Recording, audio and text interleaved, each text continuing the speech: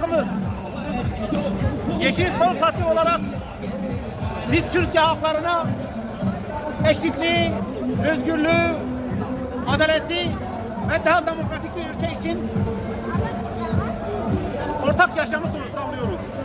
Biz diyoruz ki biz bu körlenmiş, bu çürümüş iktidara mecbur değiliz.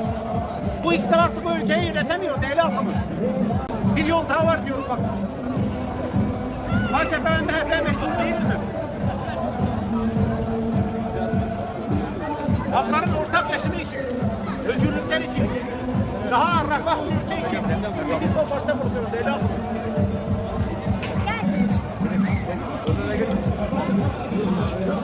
Bakınız bu ülkede artık gençlik kalmadı. Gençlik hepsi Avrupa'ya göç ediyor.